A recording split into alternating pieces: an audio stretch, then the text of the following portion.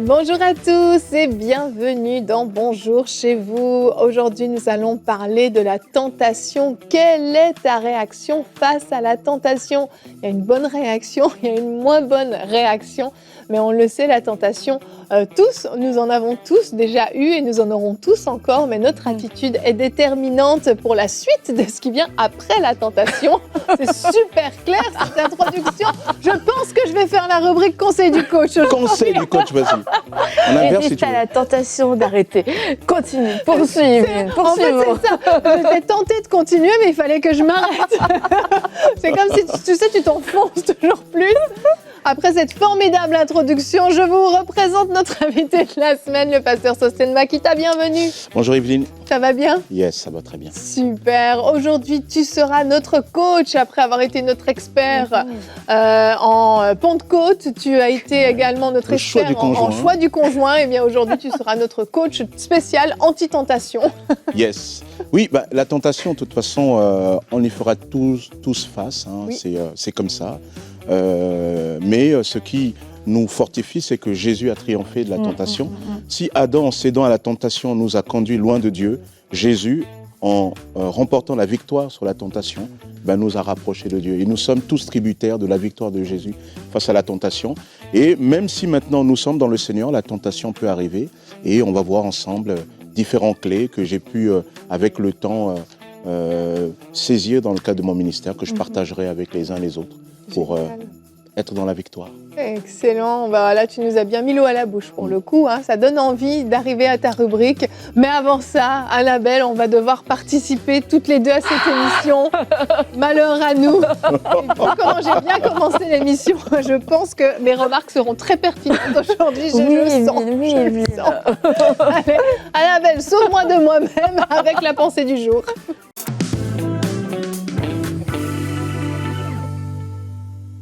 Quand on parle de tentation, on peut penser qu'on va parler particulièrement des tentations sexuelles, alors qu'il y a toute forme de tentation. Et lorsque on parle de notre réaction face à la tentation, c'est important de se dire non, c'est pas juste pour des péchés sexuels, etc. Parce que peut-être que ce n'est pas votre tentation et vous dites moi c'est bon, j'ai pas de tentation. Mais la tentation de se mettre en colère, la tentation de ne pas dire la vérité, de mentir, la tentation de ne pas pardonner, la tentation de ne pas être généreux. Bref, il peut y avoir toutes sortes de tentations et finalement, vous vous dites « Ah ouais, finalement, je suis tentée moi aussi. Je fais face aux tentations. » Et le premier conseil que j'ai envie de dire, la première chose qui me monte quand on parle, qui me monte en tête quand on dit « Mais c'est quoi la réaction face à la tentation ?» C'est de fuir. Je me dis « Mais fuis, cours, va-t'en, va-t'en. » Et c'est un excellent conseil dans beaucoup de situations. Mais ça peut pas être la seule réaction parce que il y a des tentations auxquelles on va faire face qui sont appelées à ne plus être des tentations et on doit apprendre à les surmonter, on doit apprendre à se fortifier dans la foi. Prenons par exemple l'exemple d'un homme pour qui, lui, toutes les femmes sont une tentation. Alors il y a deux solutions. Soit on extrait cet homme de la terre, soit on extrait toutes les femmes de la planète pour que cet homme n'ait plus de tentation. Ou on va lui dire, fuis, mais il ne peut pas fuir toutes les femmes qui existent dans ce monde. Ça veut dire qu'il peut même pas aller à l'église parce qu'à l'église, il y a des femmes. Alors du coup, c'est de se dire, ok, les femmes aujourd'hui sont une tentation pour moi parce que peut-être que j'ai été dans la pornographie, peut-être que j'ai vécu une vie complètement dissolue jusqu'à aujourd'hui. J'ai besoin de sanctifier ma vie, j'ai besoin de sanctifier mes pensées, j'ai besoin de grandir spirituellement pour que toutes les femmes ne soient plus une tentation. Maintenant, on parle d'une tentation peut-être plus précise, c'est de se retrouver, encore je continue dans cet exemple-là, bien que j'ai dit que c'était pas le seul exemple qu'il y avait, et c'est l'exemple que j'ai pris.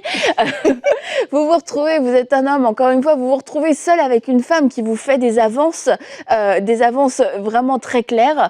Et bien là, oui, c'est sûr, il va falloir fuir parce que dans cette situation précise, on se retrouve face à une tentation précise dans laquelle on ne sait pas le moment moment de dire « Ah, écoute, je m'assois, je me fortifie, je purifie mes pensées, etc. » Cette femme a des mauvaises intentions. C'est une tentation qui vient absolument sans aucun déguisement. Il faut fuir. Donc, il faut faire la différence entre ce qui est une vraie tentation du moment et la meilleure solution est de fuir et de faire demi-tour et de ne plus jamais y revenir. Et c'est un piège du diable. Et de faire aussi la différence entre ces tentations qui sont appelées à être des situations qu'on doit apprendre à dominer à cause de nos passés, à cause de notre éducation, à cause de nos faiblesses, et où on doit choisir de se sanctifier, on doit choisir de se purifier pour pouvoir les surmonter et pouvoir y faire face, et que demain, ce ne soit plus une tentation. C'est bon. Je reprends mon souffle. J'avais tellement hâte au conseil du coach, je me suis dit, allez, j'y vais vite. J'ai soufflé, attends. Merci Annabelle. Je veux revenir sur ce que tu as dit tout au début de ta pensée, parce que c'est important, oui, de bien situer c'est quoi une tentation, parce que comme tu l'as dit, c'est vrai qu'on peut se limiter à des choses qui sont très grosses, très évidentes, et on peut passer à côté en fait de certaines tentations qu'on vit, et même succomber à certaines tentations juste parce qu'on ne les a pas identifiées. Mais donc tu as cité plusieurs choses, il y a la médisance aussi que je voulais vraiment citer, parce que celle-là, généralement, c'est celle qu'on voit le moins. C'est la chair est tellement excitée, et puis hop, on y va et on commence à médire, et on voit même pas que c'est une tentation alors qu'elle est là. L'importance de fuir, c'est ce que tu as apporté. On a bien compris l'importance de fuir. Et je pense que c'est important d'être capable justement de discerner pour pouvoir savoir quand il faut fuir, quand on peut juste se parler à nous-mêmes et puis juste se fortifier puis être capable de résister. Mais si on n'identifie pas la tentation, si on ne voit pas le piège du diable, en fait, ben, on marche dans la rue, il y a un trou au milieu de la rue, si je ne le vois pas, c'est sûr, je vais tomber dedans. Et en fait, je crois que certaines fois, les chrétiens ont vraiment cette tendance à être un peu naïfs par rapport aux choses qui se passent et à ne pas voir le truc gros comme une maison qui leur arrive dessus. Et ils foncent tête baissée. Et oui, finalement, ça amène à une chute, ça amène à quelque chose. Et c'est une fois tombé qu'on réalise, ah ben en fait, je me suis complètement corrompue, je n'ai pas vu le truc alors qu'il était là. Et aujourd'hui, vraiment, je pense que c'est important que chaque personne qui suit cette émission puisse être capable de discerner vraiment ces moments où le diable nous tend des pièges, parce qu'il nous entend continuellement. Vraiment, son objectif, c'est de nous faire tomber, de nous faire revenir en arrière et de nous faire finalement, même l'idéal, le bonus ultime pour lui, c'est de nous faire carrément aller jusqu'à perdre notre salut, perdre notre éternité.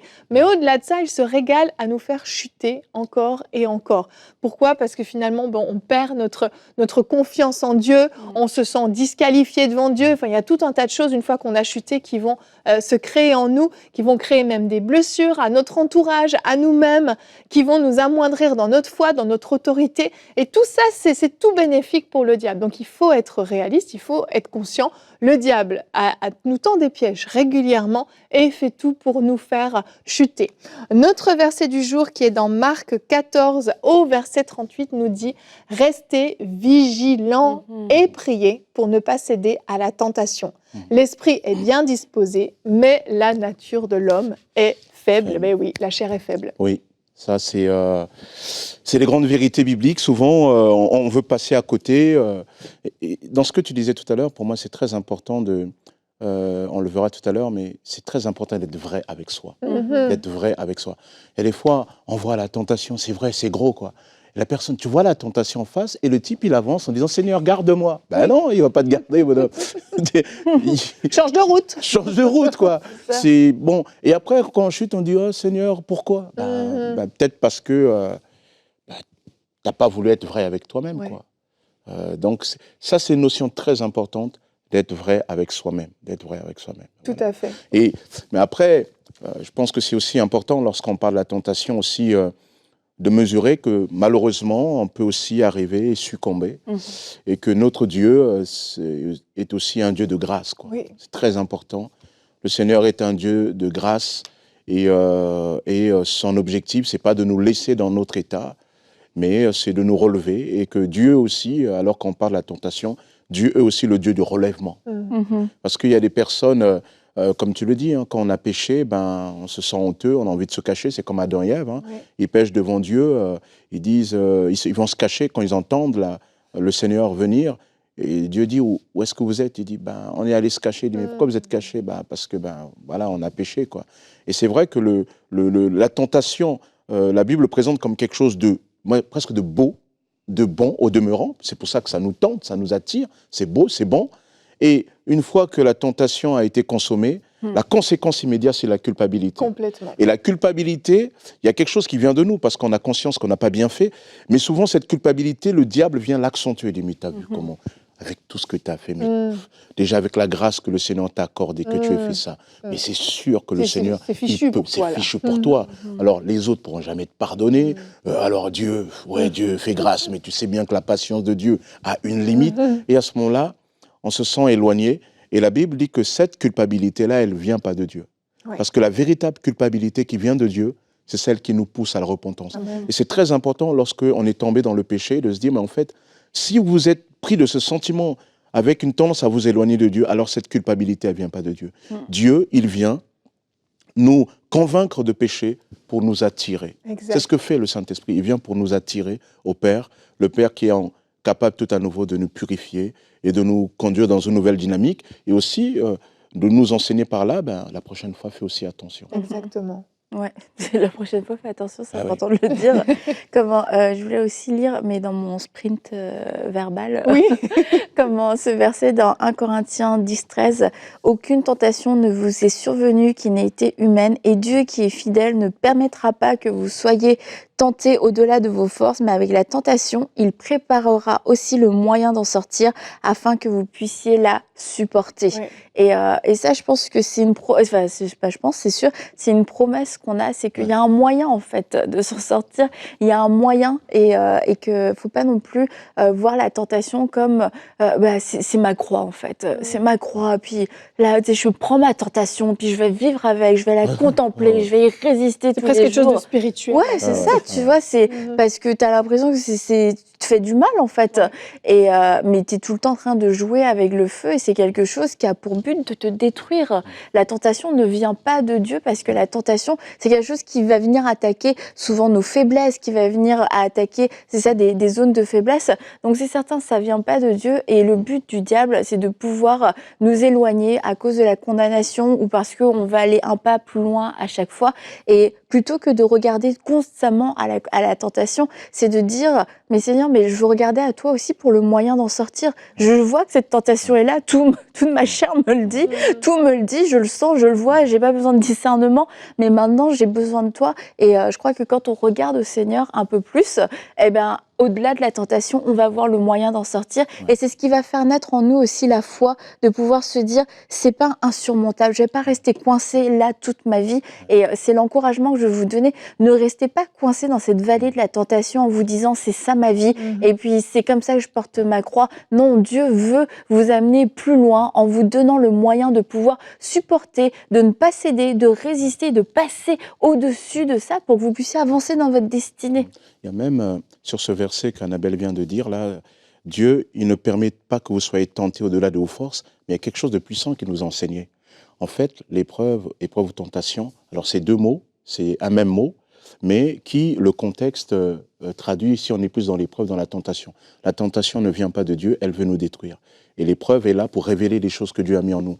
Mais il y a des fois, il arrive des situations, des tentations, où des épreuves même, nous disant, Seigneur, c'est trop fort, je ne peux pas. Il faut savoir que Dieu est le Dieu souverain. Il y a des choses que Dieu permet ou ne permet pas. Si le Seigneur le permet, ça veut dire qu'il a mis en toi, il a mis en nous la capacité d'en sortir. Autrement dit, ça veut dire quoi?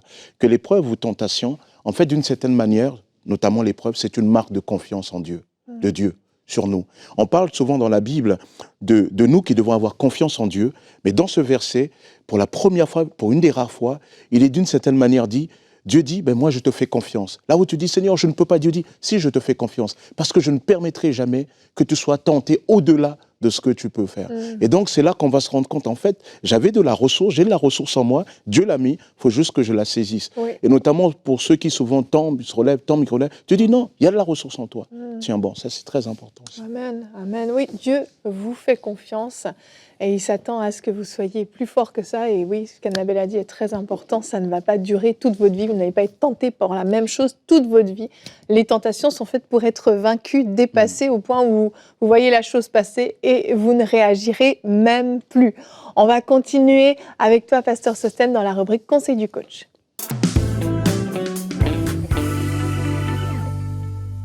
Alors je vais laisser par contre Matthieu nous parler. Matthieu 6, 13 dit « Ne nous laisse pas entrer dans la tentation, mais délivre-nous du mal. » Et là, ce passage est dans le cadre de la prière du Notre Père. Jésus dit « Voici comment vous devez prier. » Et il y a un moment donné, il dit « Ne nous laisse pas entrer dans la tentation, mais délivre-nous du mal. » Ce qui est très intéressant dans ce verset, la tentation est comme assimilée à une zone, à une zone dans laquelle tu peux entrer ou tu peux ne pas rentrer.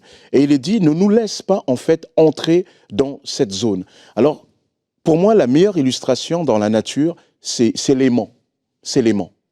Un aimant, quand on prend un aimant, les deux pôles opposés, quand on les rapproche, il y a une force qui s'exerce. Ou bien plus exactement, si vous prenez un aimant, vous le mettez sur une surface plane, vous la mettez au centre et vous commencez à mettre, par exemple, des éléments métalliques, et bien vous allez vous rendre compte que plus ces éléments métalliques approchent, plus il y a une force, une attraction qui s'exerce. En fait, la tentation, elle est un peu comme ça. Elle s'exerce. La tentation, c'est comme une zone d'attraction. Plus vous êtes au centre, plus vous vous rapprochez du centre, plus la zone est forte, et là, vous ne pouvez plus. Et là, souvent, c'est trop tard. Mais plus vous êtes éloigné, dès que vous pouvez ressentir un peu, et cette force, elle est encore faible pour s'en éloigner. Et donc, souvent, la tentation, la première clé, c'est de comprendre que la tentation est une zone à éviter. C'est d'abord une zone, un environnement à éviter. Et là, si tu ne le comprends pas, c'est très important. C'est une zone à éviter. Quand tu réfléchis à ta propre tentation, à ce qui te tente, tu vas te rendre compte que la plupart du temps, avant de céder, tu te trouves souvent dans un environnement. C'est comme quelqu'un qui est alcoolique et qui sent très bien que le bar en face, c'est un bar où il y a tous les signaux. Il y a tous les signaux qui vont être donnés. Et donc, éviter la tentation, c'est comprendre qu'il y a une zone là, et cette zone-là, je dois l'éviter. Ça, c'est la première des clés. La deuxième des clés, c'est que comme la tentation est une zone magnétique à éviter, alors toi, tu dois identifier. Tu dois identifier dans ta vie quelle est ta zone magnétique à toi. Tout à l'heure, Annabelle parlait du fait que y a les gens, t'es un homme et t'es attiré par les femmes et quand tu réfléchis bien, tu te rends compte que cela arrive particulièrement quand tu vas dans certains endroits. Donc, tu ne peux pas dire, Seigneur, regarde-moi tout en y allant de l'avant. Le Seigneur te dit, non, la zone là-bas, par exemple, la soirée avec tes amis, avec tout ceci, ça, c'est ta zone à éviter. C'est la zone dans laquelle tu ne dois pas rentrer. Et là, il est très important que tu identifies cette zone. Certains, c'est peut-être la pornographie. Tu as du mal avec la pornographie, et Dieu sait que ce n'est pas évident, où il y a une offre terrible aujourd'hui. Eh bien, tu sais par exemple que quand tu te trouves seul dans une pièce sombre avec un ordinateur, c'est difficile. Alors peut-être que ta zone à toi, ça consiste à être dans un endroit où il y a du passage, tout le monde peut passer. Et donc, il faut que tu identifies ta zone. Et si tu n'identifies pas ta zone, alors tu ne peux pas triompher. Et la troisième clé pour identifier ta zone, c'est quoi? C'est être vrai avec soi-même. Être vrai avec soi-même. Et il y a des personnes qui ne sont pas vraies. On n'est pas ici dans la tentation sur le terrain d'abord du bien et du mal, mais sur le terrain de la vérité. Tu sais que tu as du mal avec l'alcool. Ne dis pas, non mais Seigneur, si je vais dans le bar, là, c'est pour parler de toi. Ben non, bonhomme. Tu vas là-bas, tu sais clair. que tu vas t'asseoir dans le bar, même si la personne, même si tu dis au début, moi je prends que de l'eau, mais tu n'es pas complètement guéri, tu sais que c'est une zone de tentation. Quand tu rentres, il y a le verre qui va faire ding, ça va te rappeler des signaux. Il y a des signaux, tu vas sentir l'odeur du rhum, du martini 51, de la bière, quand ça coule, là. Il y a tous tes signaux là qui te rappellent, voilà. Et toi tu dis non, mais ça me fera rien. Mais tu sais, et j'ai observé dans ma vie chrétienne, en tant que pasteur, une des raisons pour lesquelles beaucoup de gens tombent en tentation, c'est qu'elles se mentent à elles-mêmes. Elles se mentent à elles-mêmes. C'est vrai. Et tu remarqueras que la plupart du temps, lorsque tu tombes dans la tentation, c'est parce que tu te mens à toi-même. Un jour, je discutais avec un de mes jeunes à l'église, je lui ai expliqué que avant, quand j'étais dans le Seigneur, j'avais des filles, tout ça, j'avais des copines, etc. Mais depuis que j'ai donné mon cœur au Seigneur, je n'ai plus jamais touché à une fille. Et cela pendant 10 ans jusqu'à ce que je rencontre mon épouse. Il m'a dit, mais comment, pasteur, tu as fait? et je lui ai dit, mais en fait, je ne suis pas plus fort que toi. Je ne suis pas plus fort que toi. Je sais où est ma tentation. Alors, en quoi a consisté le fait d'éviter la tentation? C'est de ne pas me mentir, c'est de dire, Seigneur, oui, je peux être attiré par la jante féminine à cause de ceci, à cause de passé. Donc, je ne me mets pas dans des situations. Lorsque je voyage à l'étranger, je veille, notamment quand je vais dans mon pays, j'aime bien souvent rester dans de la famille autour de moi. Lorsque le soir, j'aime bien aller regarder le coucher du soleil au Congo, et je vous le conseille, c'est un très beau pays, en fait, en passant. Eh bien, il y a des fois, vous êtes dans des bars, les femmes sentent bien que, bon, vous êtes un petit peu seul, vous semblez à avoir tous les signes de quelqu'un bien placé pour un bon plan, quoi, etc. Ils viennent. Eh bien, je ne négocie pas avec ces personnes-là. Je m'en vais, je prends ma voiture. Je sais, je suis dans une zone de la tentation. Ça ne sert à rien de dire, non, mais Seigneur, elles viennent, ces âmes-là, je vais leur parler de Jésus, parce que ceci... Non, arrête de mentir. C'est pas vrai, tu vas pas parler de Jésus. C'est comme toi, tu es là, tu dis, cette sœur-là de l'église, elle m'invite chez elle, les parents ne sont pas là, ou bien elle est célibataire, elle m'invite chez elle, nous allons prier ensemble. À d'autres, à d'autres. Parce que laisse-moi te dire, moi je le dis souvent à mes jeunes, une jeune t'invite chez elle, ses parents ne sont pas là, elle t'accueille déjà dans un vêtement un peu léger, et avec une musique R&B version I Love You Baby Me Too. Elle ouvre la Bible, laisse-moi te dire, tu vas lire la Genèse à l'Apocalypse de la manière la plus rapide que tu l'aies jamais fait. Donc arrête de te mentir. Troisième principe, être vrai avec soi-même. Est-ce que tu es vrai avec toi? Et tu remarqueras que lorsque tu tombes dans la tentation, c'est parce que tu n'es pas vrai avec toi. Jésus nous dit, ne nous laisse pas entrer. Quand tu vas dans cette maison, quand tu vas avec cette personne, c'est une zone d'attraction. Dis au Seigneur, Seigneur, montre-moi ce qui provoque cela. Troisième principe. Quatrième, éviter le champ magnétique de la tentation. Sinon, c'est presque trop tard. C'est ce que je disais un peu, mais c'est pour dire aussi que tu commences à sentir ce champ-là. Quand tu es au début de ce champ, tu peux encore fuir. Tu peux encore fuir. Et ça, souvent, l'ennemi, il vient jouer sur notre orgueil, mais non, mais t'es un homme, tu ne vas pas fuir, qu'est-ce que les gens vont penser? Lorsque je me suis donné au Seigneur, une des raisons qui m'a amené à la conversion, c'est que je me suis retrouvé dans une situation où j'étais coincé dans une pièce avec une fille. Et j'avais la voix des copains qui disaient, mais allez, vas-y, t'es un homme ou pas, etc. Et là, j'ai compris que je ne voulais pas faire du mal, je ne voulais pas l'offenser. Et j'ai dit ce jour-là, Seigneur, tu vois là où je suis là, moi, c'est plus fort que moi. Et lorsque tu es dans une zone, là où c'est plus fort que toi, tu aimerais sortir, mais il n'y a pas les conditions.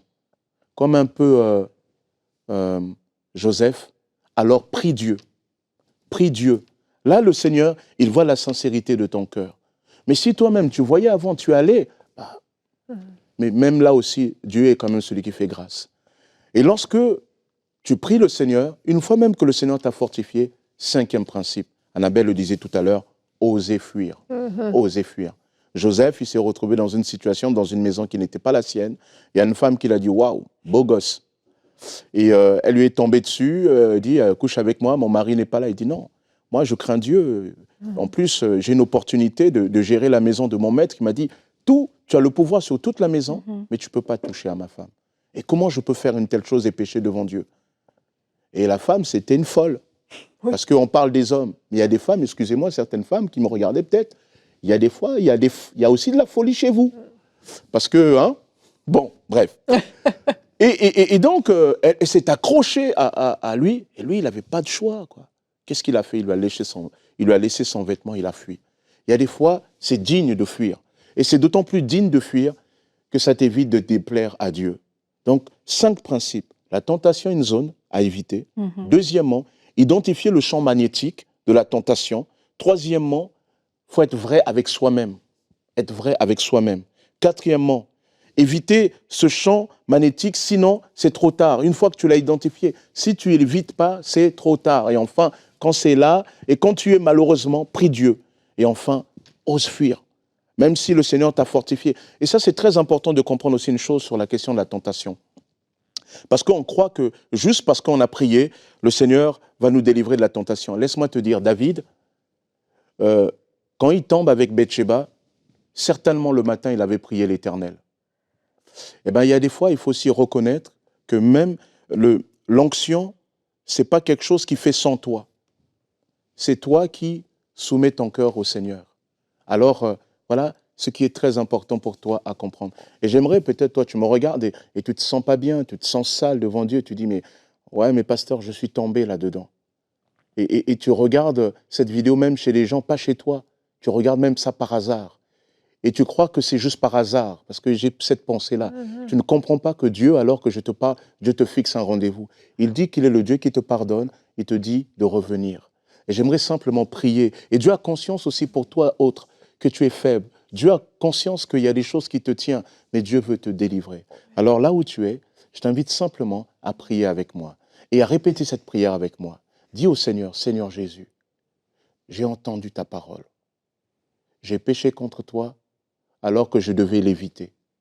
Mais aujourd'hui, je te demande pardon. Je te prie de me recevoir à nouveau comme ton enfant.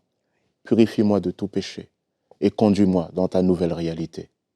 Seigneur, c'est mon désir. Et j'aimerais prier pour toi. Seigneur, tu bénis ce cœur, tu le fais du bien, tu le fortifies, tu le libères en ces instants dans le nom puissant de Jésus. Que ta grâce l'accompagne. À toi l'honneur, la gloire et la puissance au siècle des siècles. Amen. Sois béni, que le Seigneur te bénisse véritablement. Amen. Merci beaucoup, Pasteur Sostène. Excellente rubrique, excellent conseil. Et vraiment qu'on vous encourage à mettre en pratique dans vos vies de tous les jours, parce que oui, il y a des tentations qui se dressent sur notre route. Soyons capables de les identifier, de les éviter et de nous fortifier pour ne même plus être tentés à l'avenir. Amen. Merci beaucoup pour cette belle rubrique. On va se retrouver demain. Comment transformer ces épreuves en victoire? Ce sera le thème que nous aborderons. Alors merci d'avoir été avec nous. Merci Pasteur Sostène. Merci Annabelle. À demain et bonjour chez vous.